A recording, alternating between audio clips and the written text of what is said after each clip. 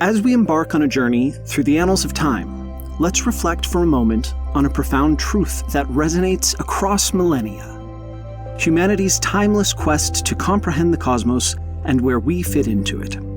Before even the dawn of civilization, in the earliest epochs of human existence, our ancestors gazed upwards, captivated by the celestial spectacle that unfolded before their eyes. They observed the rhythmic dance of the sun, the moon, and the stars, and in their awe and wonder, they began to discern patterns, to chart the movements of the heavens, and to mark the passage of time. In this primal act of observation and interpretation, they laid the foundation for one of the most fundamental inventions of human civilization: the calendar. A testament to the ingenuity and curiosity of the human spirit, the calendar stands as a symbol of our ceaseless quest to understand our place in time and space, to ascribe meaning to the infinite, to bring order to boundless chaos, a tangible artifact of our enduring fascination with the cosmos.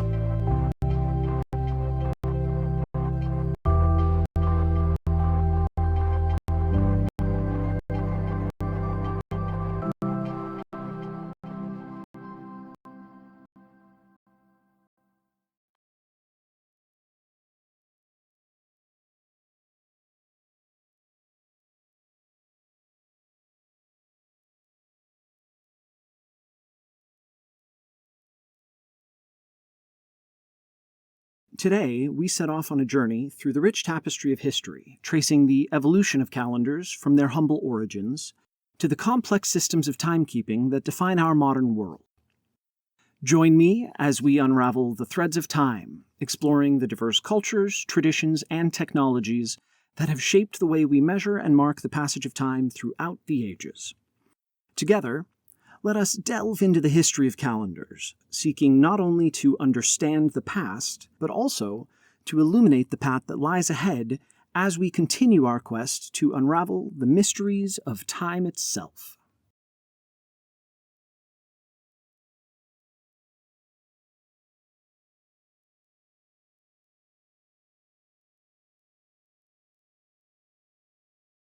We step into a realm where the passage of time is meticulously documented, yet often shrouded in complexity. The daunting task presents itself. How do we effectively organize 31,556,943.4 seconds within a year? How do we best break down 515,949 minutes into a structured, usable format? How do we bring order to 8,765.82 hours? Calendars serve as our navigational tool through the ever-flowing river of time, guiding us through the days, weeks, months, and years. However, behind their seemingly straightforward facade lies a labyrinth of intricacies, making the task of keeping track of time a formidable challenge. From the ancient civilizations to the modern era, humanity has grappled with the task of devising systems to measure time accurately. Yet, even with the advent of sophisticated calendar systems, the intricacies of timekeeping remain a constant puzzle. First, we'll look at some of the earliest known prehistoric examples of calendars. The most current leading theories, based on research published last year, point to the Lascaux cave paintings as the earliest calendar system ever, predating the previous record holder by more than 4,000 years. The caves were painted by Cro-Magnons, considered the first modern Homo sapiens. Cro-Magnons existed from roughly 45,000 years ago up until about 10,000 years ago. The cave was accidentally discovered in 1940 by 4 teenage boys who were exploring the hills near Montignac. After several years of study, researchers found that the marks coincided with what would have been seasonal behaviors of animals, such as mating or birthing. Such information, the researchers note, would have been very important to early hunters because it helped to keep track of which animals would be most easily hunted during a given time period. They also found that the seasonal information drawn on the walls could be broken down into 13 periods, which coincided with the lunar calendar year. And this, they further suggest, is evidence of the first use of a lunar calendar. Certain marks, such as Y-shaped symbols, held specific information, such as the beginning of a birthing season for a given animal, while other marks noted seasonal information, such as snow. The researchers also suggest that such a system of recording could be construed as a means of writing, or perhaps proto-writing system, which, they further note, would be evidence of the earliest form of writing by Homo sapiens.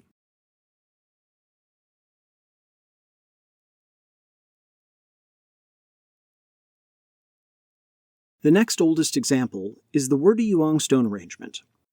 By carbon dating nearby archaeological sites, scientists estimate Wurdi-Youang to be approximately 11,000 years old, making it the oldest astronomical observatory in the world. A series of stones located to the west of the arrangement's western apex mark the positions of the setting sun at the equinoxes and solstices. A survey study shows that these alignments are accurate to within a few degrees. Additionally, the straight sides of the arrangement, which diverge from its eastern apex, also indicate the setting position of the sun at the solstices to within a few degrees, and at the equinoxes the sun sets over the three prominent stones at the apex. The entire arrangement measures 160 feet across.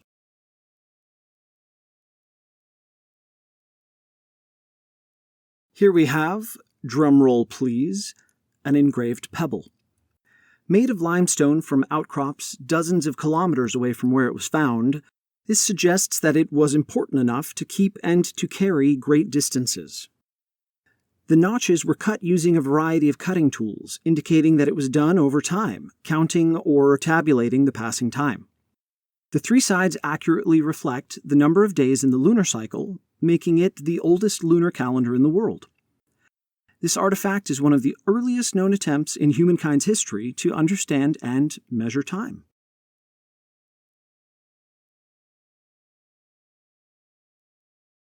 Warren Field is made up of mounds and stones and includes 12 pits correlating with the phases of the moon, which are used as a lunisolar calendar. It is considered to be the oldest lunisolar calendar yet found. The Warren Field time reckoner predates the Mesopotamian calendars by nearly 5,000 years.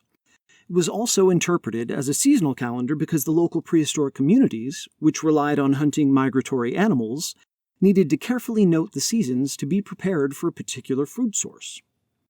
The site is particularly significant for its early date and the fact that it was created by hunter-gatherer peoples, predating the sedentary farmers usually associated with monument building by thousands of years.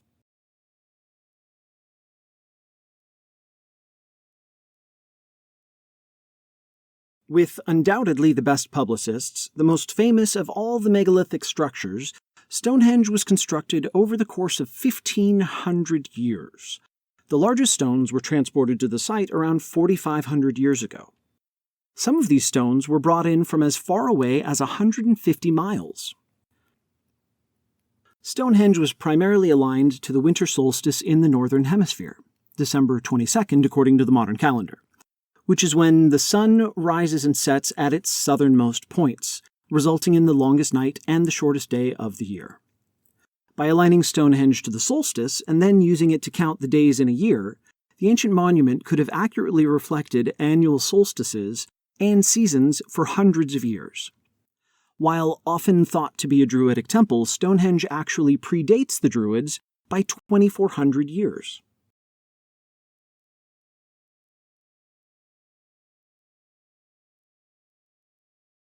As civilization evolved, mathematics and astronomy advanced, leading to more complex and accurate calendar systems. There were countless variations and versions that were developed by different cultures and groups around the world. But these three offer a good example of the different ways ancient cultures organized time into days, weeks, months, and years. The Egyptian calendar. While the earlier pre-dynastic calendar was lunar, dating to approximately 3000 BC, the calendar we know as the Egyptian calendar has no link to the moon at all.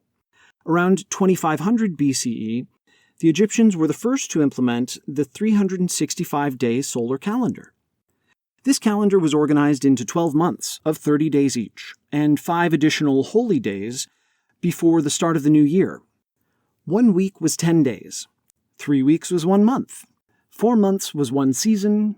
3 seasons and 5 holy days was 1 year. The Chinese calendar was first created during the reign of Emperor Huangdi, with more than 50 major reforms over the next 4,000 years. The lunisolar Chinese calendar has 12 months that alternate between 29 and 30 days, coming to a total of 354 days. To correct for the missing days, of which there are 11, 7 leap months are inserted over a period of 19 years. The Babylonian calendar was created in 1780 BCE. It was lunisolar, which is to say based on the lunar cycle, but with intercalary periods added to align it with the annual solar cycle. Each of the 12 months started with the first sighting of the new crescent moon, with a 13th month inserted as needed.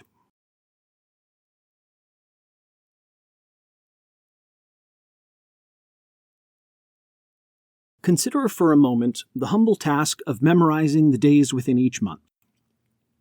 Despite its apparent simplicity, this endeavor can prove to be surprisingly daunting. The irregularity of the month lengths, coupled with the leap years and the occasional calendar adjustments, creates a mental obstacle course for those attempting to commit this information to memory. Many of us resort to a mnemonic device, such as the classic rhyme, 30 days hath September, or the knuckle counting method, where the knuckles and spaces between them represent the months with 31 and 30 days respectively. You certainly wouldn't be the first to rely on them. People have been memorizing that little poem for at least 600 years, and the knuckle trick is at least 169 years old. All of this leads to one unavoidable question. Whose fault is this? The Romans. It's the Romans' fault.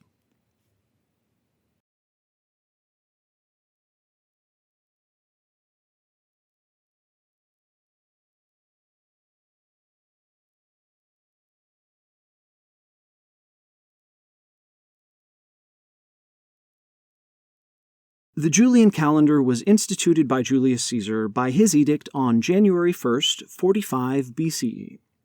It replaced the lunisolar Roman calendar, which had fallen 80 days behind. In order to correct the inaccuracies of the lunar calendar, Julius Caesar extended the previous year, 46 BCE, to 445 days. This new calendar was comprised of 365 days, with a leap day added every 4 years, for an average of 365 and a quarter days. For the next 1,600 years, this remained the dominant calendar throughout the Western world. We now know that the correct length of a solar year is 365.24217 days, which caused the Julian calendar to gradually drift forward, gaining a day every 129 years.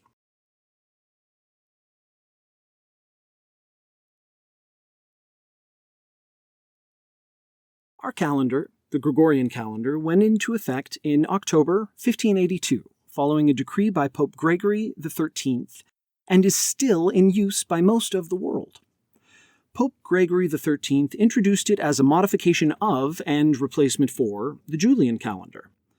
The principal change was to space leap years differently so as to make the average calendar year 365.2425 days long, more closely approximating the actual length of the solar year. With the Gregorian calendar, every year that is exactly divisible by 4 is a leap year, except for years that are exactly divisible by 100. But these centurial years are leap years if they are exactly divisible by 400. For example, the years 1700, 1800, and 1900 are not leap years, but the year 2000 is. The last day of the Julian calendar was Thursday, October 4th, 1582. To correct the discrepancy, the first day of the Gregorian calendar, the very next day, became Friday, October 15th, 1582. Were the Julian calendar still being used today, it would have drifted by 13 days.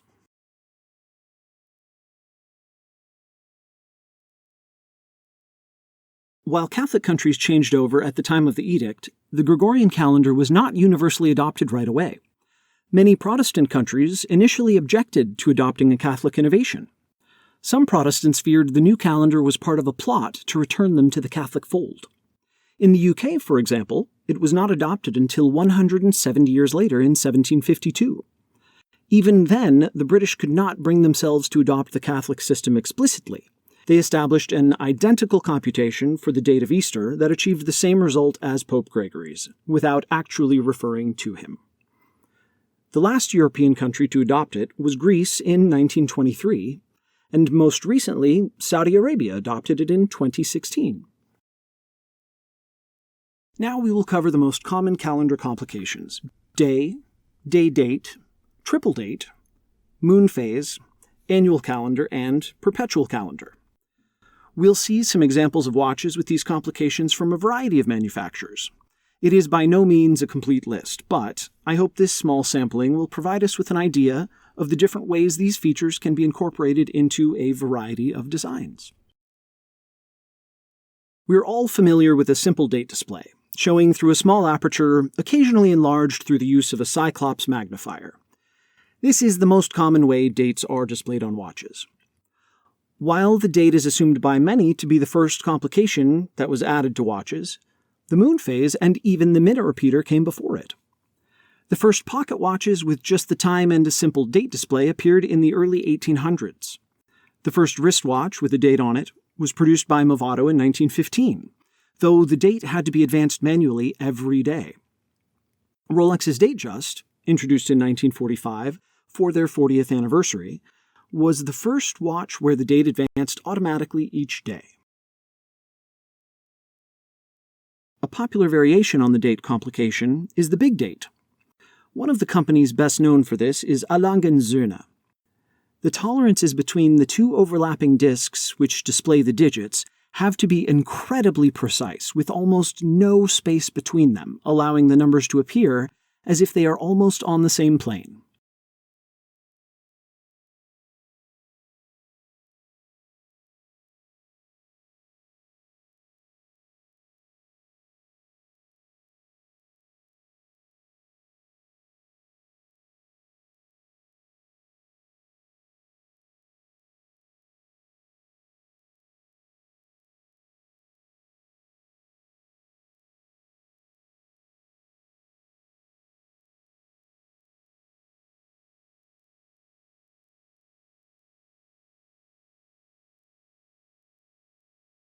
Big dates almost always employ two wheels to display the date.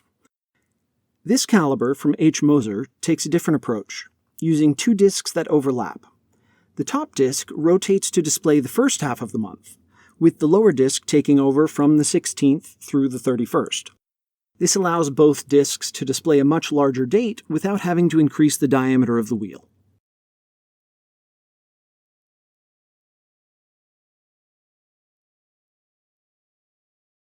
Pointer dates are less common in modern watches than dates displayed through an aperture in the dial. They tend to be slightly less legible, but can give the watch a vintage feel. They show up more frequently in more complicated calendars, giving the dial a cohesive feel when all of the data is displayed that way, like with this piece from Vacheron Constantin.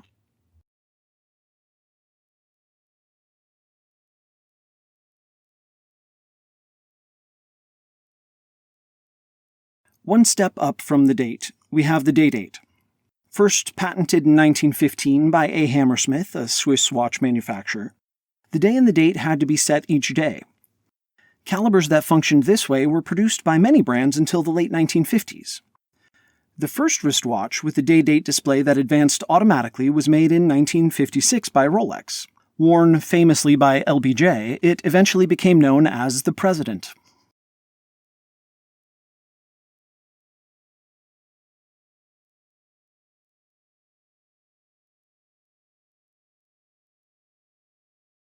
The first triple-date calendars were created in the 1920s, with the earliest versions being created by Rolex and Vacheron Constantin.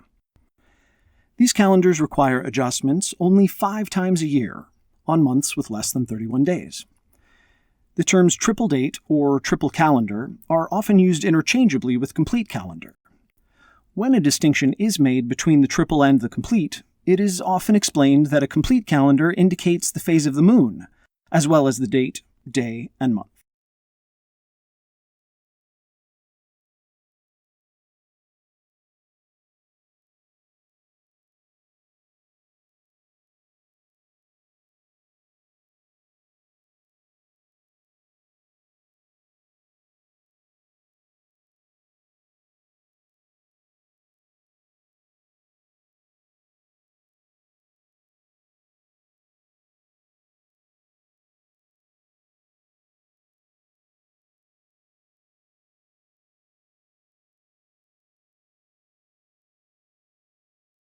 The oldest known device to employ a mechanical moon phase indicator is the Antikythera mechanism.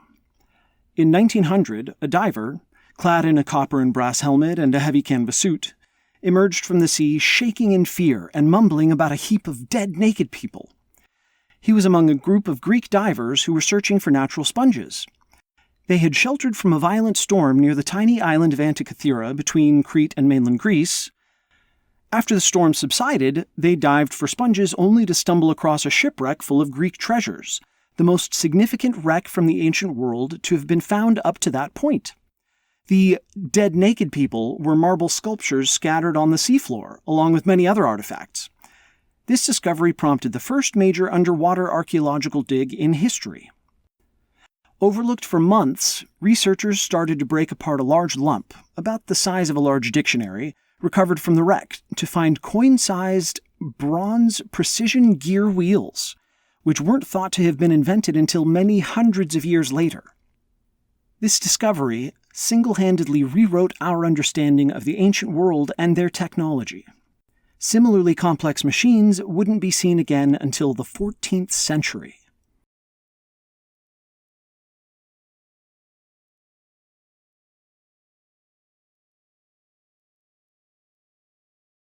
While of Greek origin, the mechanism used the Egyptian calendar.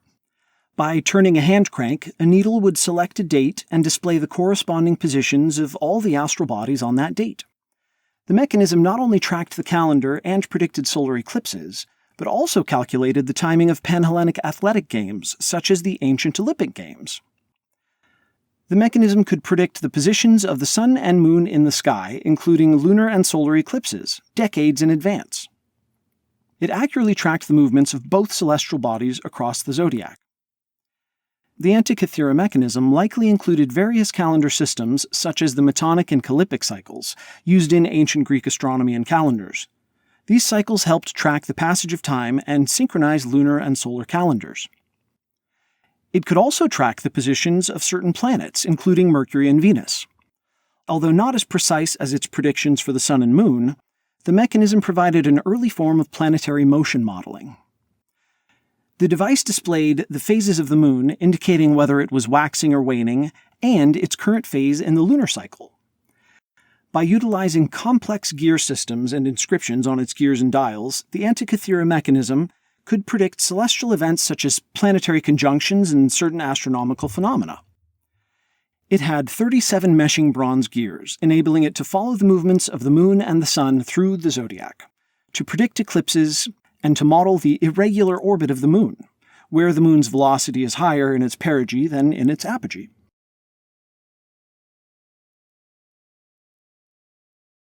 One of the pioneers of modern watchmaking, Giovanni Dondi dell'Orologio, was born and lived in Florence from 1330 to 1388. A 16-year-long project, the Astrarium, was completed in 1381. It was the most complex mechanical device since the Antikythera mechanism. It was primarily a clockwork equatorium with astrolabe and calendar dials, and indicators for the sun, moon, and planets. It provided a continuous display of the major elements of the solar system and of the legal, religious, and civil calendars of the day. Equatorium are astronomical calculating instruments. They can be used for finding the positions of the moon, sun, and planets without arithmetic operations, using a geometrical model to represent the positions of a given celestial body. Some specialized equatorium had astrological aspects of medicine, as the orientation of planets gave insight to zodiac signs, which helped some doctors cater medical treatments to patients. At least 15 minutes was needed to calculate the planetary position with the use of a table for each celestial body. A horoscope of that era would have required the positions of 7 astronomical objects, requiring nearly 2 hours of manual calculation time.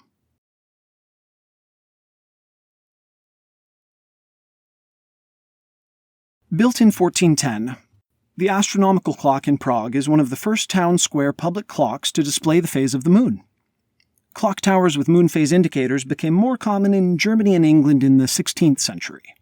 The earliest clock tower was the Tower of Winds in Athens, which featured 8 sundials and was created in the 1st century BCE.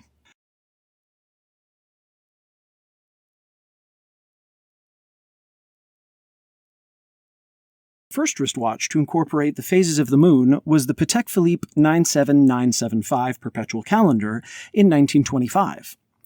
This was followed by a slew of complete calendars before Rolex designed their own moon phase watch in 1949.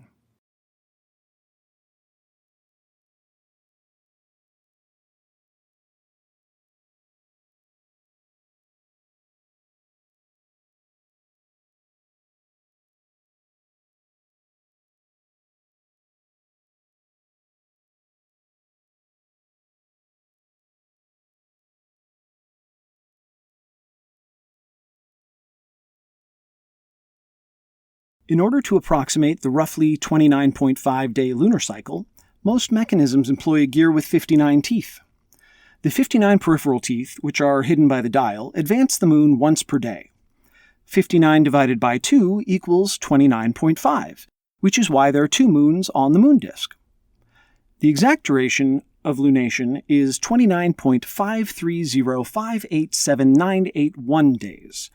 Calculating this exact number through teeth on gears is, of course, a much more complicated endeavor. Moon phases, which operate on a 29.5-day lunar cycle, need to be adjusted one click every 2.5 years or so. By calculating the lunar phase as 29.531 days, and using a more complex gear train, A. Lange & Söhne is able to go 122.6 years between adjustments. In Lange's Terra Luna, due to an even more elaborate gear train, that is extended to 1,058 years. Oxen Jr.'s moon phase, using only 5 components, goes 3,478.27 years.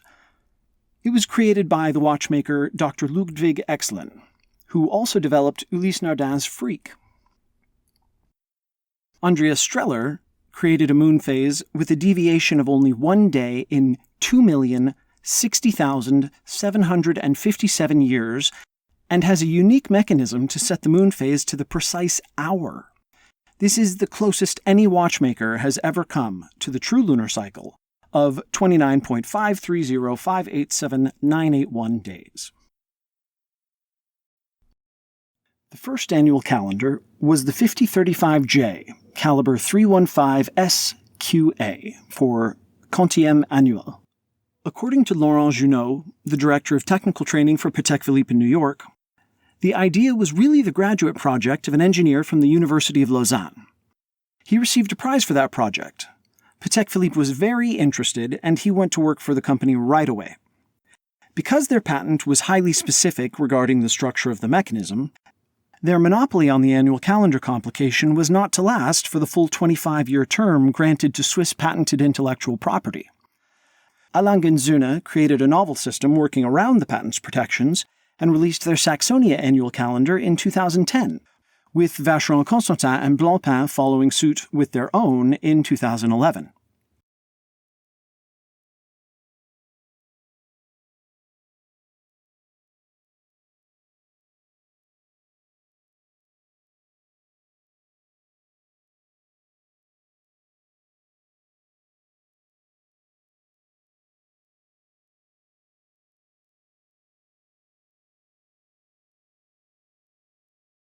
Annual calendars only require adjustment once a year at the end of February, accounting for the number of days in each of the other 11 months.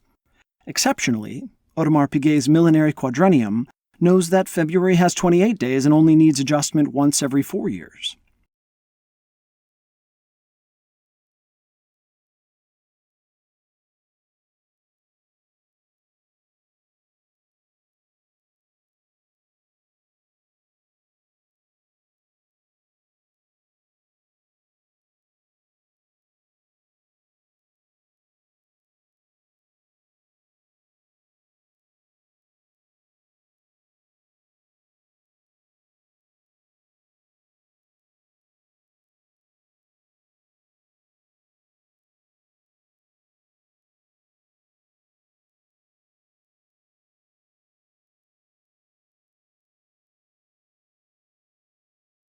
Here we have the 1363, 1364, and 1432, Panerai recently released contributions to the world of annual calendars. While many complex calendars can be a challenge to read at a glance, Panerai has managed to retain that clean, clear, ultra-legible design that is such a significant part of the brand's DNA. Using multiple barrels allows the watch to keep time more consistently over the course of its reserve. If you were to use one spring that was twice the length, it would hold such an enormous amount of energy that the watch would run fast when the spring is fully coiled, and then run sluggishly as that long spring slowly ran down. By dividing the responsibility between the two, the effect is minimized over the entire 72 hours. Most mechanical watches run at 4 Hz. This means that the balance wheel, which is the heartbeat of the watch regulating how much power is released from the barrels, bounces back and forth 28.8 thousand times per hour. It divides every second into 8 beats. This means that, if there is a beat error, for some reason the wheel didn't oscillate far enough or gravity pulls it off balance, it only affects 1/8 of a second, mitigating the overall loss of accuracy. In a slower movement, each beat error would have a more significant impact on timekeeping. When you increase the frequency, and there are certainly faster movements like Zenith's El Primero, which famously runs at 5 Hz, or 36,000 beats per hour, or Breguet's 10 Hz caliber, which runs at 72,000, you have to engineer it to handle the increased friction and inertia, all while rapidly depleting your power reserve. 4 Hz is a happy medium, accurate and reliable. One quick note to add about the joules. People often get hung up on the number of joules in a movement. Rubies, just like sapphires, are made of corundum. When corundum is red, it's a ruby. When it's any other color or clear, it's a sapphire. The incredible hardness of corundum, second only to diamond, makes it an excellent material to use as a bearing, creating less friction and wear, requiring less lubrication, leading to far greater accuracy and reliability with less frequent maintenance. First patented in 1704, the use of joules as bearings was quickly adopted by the industry despite their high cost. In addition to rubies, sapphires, garnets, and even diamonds were used in fine watches. I think there are a couple of reasons for this all-too-common preoccupation with the number of joules. On one hand, joules are commonly understood to be items of great value, prized by the most wealthy, housed in museums and royal collections, and, once upon a time, the joules used in movements were natural stones dug up from the ground and meticulously polished to shape by hand. In 1902, a process was invented that allowed for the production of synthetic corundum on a commercial scale. Synthetic ruby is not considered a precious stone and doesn't really contribute to the production cost of a watch in any significant way. It might also have something to do with the fact that the joule count is a quantifiable detail like stats in sports. It's a simple metric to judge something by when the incredible complexity of mechanical timekeeping can be hard to wrap your brain around.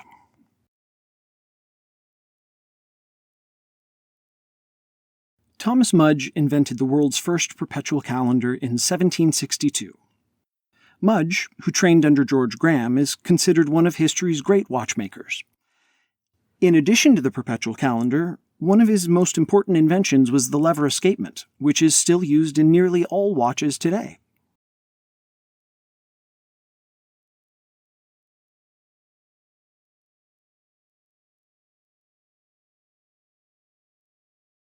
The first perpetual calendar wristwatch was technically Patek Philippe's 97975. The movement, however, was designed and built in 1898 to be used as a lady's pendant, but went unsold for 25 years. In 1925, Patek Philippe received a custom order for a one-of-a-kind perpetual calendar wristwatch and repurposed this movement for this project over the course of the next 2 years. The first perpetual calendar wristwatch to be produced in a series and using a purpose-built caliber was made by Breguet just a few years later in 1929.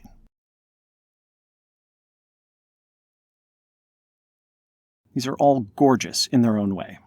The Patek, in addition to the calendar, is also a minute repeater with a tourbillon.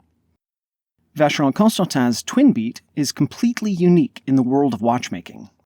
The pusher at 8 o'clock allows you to switch from a high-frequency rate of 5 Hz with a 4-day reserve down to 1.2 Hz, only 4,320 beats per hour in standby mode, which increases the reserve to 65 days.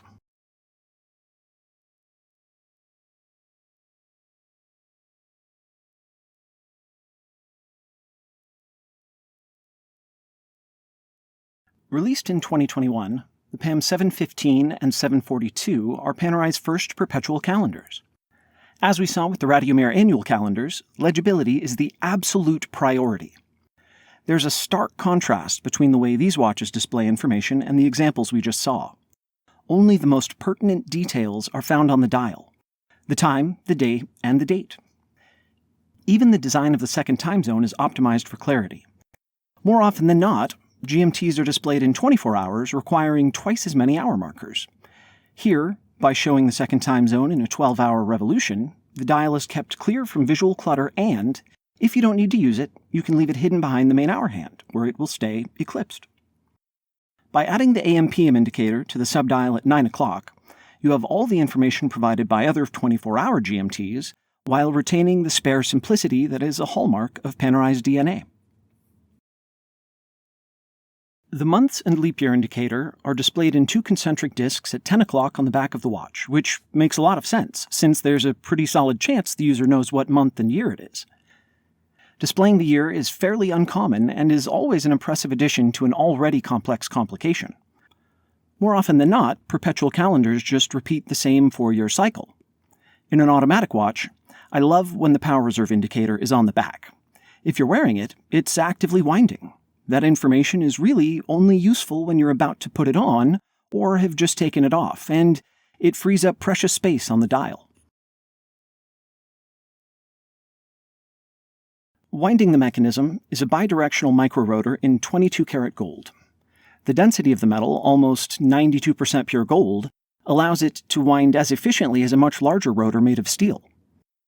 Microrotor watches are notorious for winding anemically. This is an exception to that rule. These perpetual calendars stand out not only for their superior legibility, but also for their ease of use. All of the functions are set via the crown, eliminating the need for tools or correctors, and can even be set at the end of a month or right before midnight, which is incredibly uncommon in any watch, even with the simple date function. This is a perpetual calendar that the client can wear, read easily, and set without fear of having to send the watch away for months and months and months and incurring a repair bill for thousands of dollars. These watches are made to be worn and enjoyed. We've covered the hits. Now we're going to take a look at a few of the B-sides, the deep cuts of odorology. The rare and unusual calendar complications. The semainier, or weekly calendar, keeps track of the weeks of the year. You may have noticed that the numbers count up to 53, when years typically are known to have 52 weeks. That's because certain years are officially allocated 53 weeks. This was the case in 2020 and will be again in 2026. While you don't come across it too often in the US, week numbers are commonly used throughout Europe, especially in business. A radical departure from the calendars we've seen so far, the lunisolar Chinese calendar is centered around the lunar cycle, 29.53059 days. 12 lunar months is about 11 days shorter than a solar year. To preserve alignment with the cycle of the seasons, an intercalary month is added to the Chinese calendar every 2 or 3 years. It also accounts for a system of subdivision of the day into 12 double hours. Instead of 24 hours of 60 minutes, you get 12 with 120. Each of these double hours is named after and represented by one of the animals of the Chinese zodiac.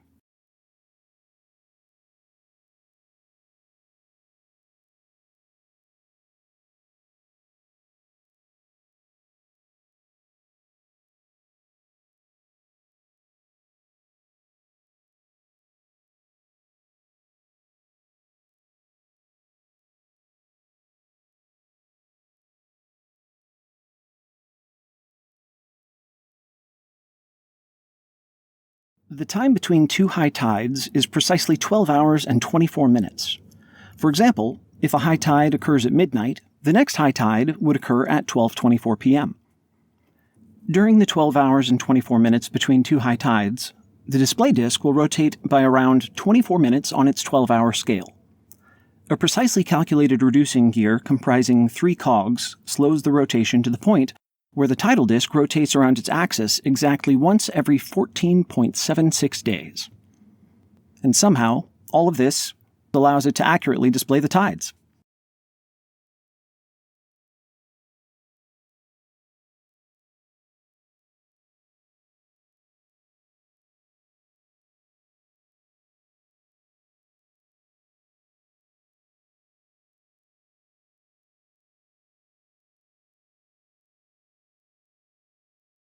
In 1999, the brilliant independent watchmaker Christian Vanderklaauw presented the CVDK Planetarium, a wristwatch featuring the world's smallest planetarium.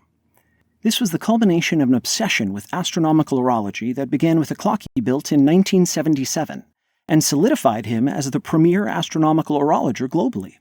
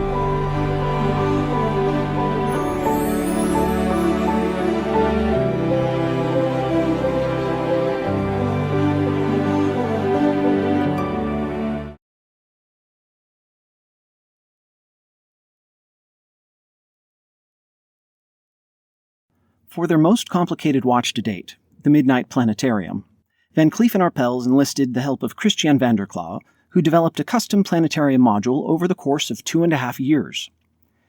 If you analyze the position of the planets on a specific day, the planets on the dial will be arranged just as they are in space on that day. In addition, a pink shooting star acts as the hour indicator, attached to its own solid aventurine disk that rotates along a 24-hour scale. Along the outer rim of the watch is a red arrow, controlled by a rotating bezel, which you can align with a desired date along a calendar around the dial. On that lucky day, be it an anniversary, birthday, or some other occasion, the stone representing planet Earth will align under a star engraved on the sapphire crystal.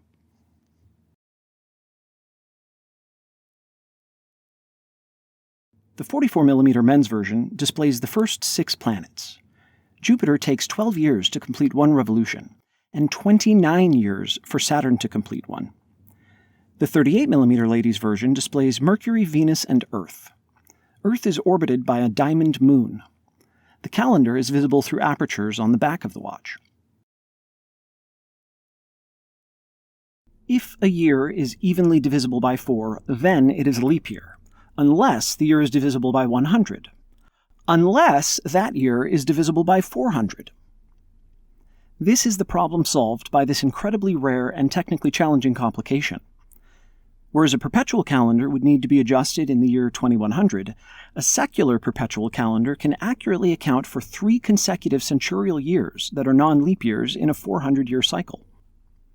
This means that, before the date needs to be adjusted, the watch will have gone through 75 service intervals. 9 years in the making, the Caliber 89 boasted an astounding 33 complications. One of the most impressive, and certainly the rarest of them, is the world's first secular perpetual calendar. Patek Philippe's Caliber 89, named for the year it was completed, 1989, consisted of a 1,728-part movement built on 4 layers contained in 3 plates. However, it wouldn't be long before the competition caught up to them.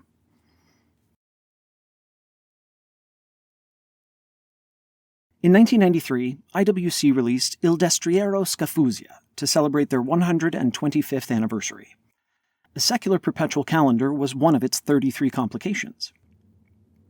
In case anyone's curious, Il Destriero Scaffuzia translates from Latin to Warhorse of Schaffhausen, the town where IWC is headquartered. This was followed by Sven Andersen's, of Andersen Genève, perpetual secular calendar in 1996. Andersen, who had previously spent a decade working for Patek Philippe, had consulted extensively on Caliber 89. He sought with this piece to create a less complicated method of calculating the secular calendar, in order to fit in a wearable timepiece.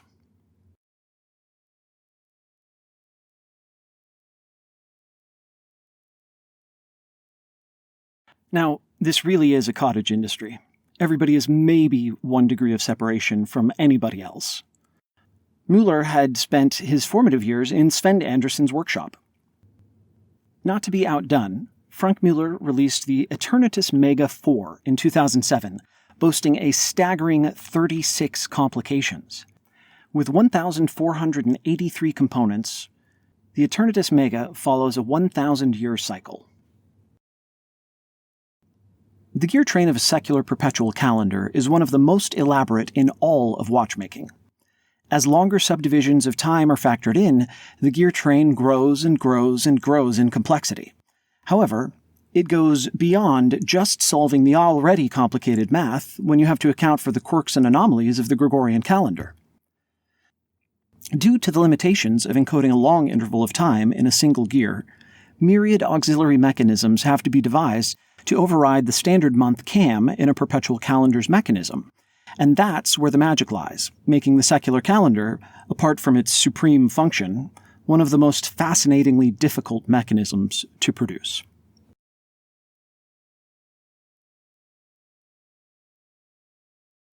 Our journey through the history of calendars and their integration into mechanical watches highlights the profound importance of timekeeping in human civilization.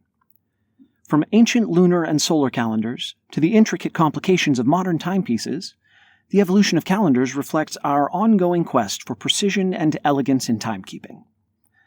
Mechanical watches not only tell time, but also embody centuries of human ingenuity and technological progress. Each calendar complication, whether simple or complex, represents a triumph of engineering and artistry, bridging ancient traditions with modern horology. Furthermore, in an age where timekeeping is readily available on our phones, those collectors who invest in mechanical watches, often at significant cost, uphold a tradition akin to the great patrons of the arts, such as the Medici of Florence. Their appreciation for the craftsmanship, tradition, and scientific mastery embodied in mechanical timepieces ensures the preservation of this venerable heritage for generations to come. Lastly, I want to express my sincere gratitude to each of you for dedicating your time and attention to exploring the fascinating history of calendars and mechanical watches with me today. Thank you for being a part of it.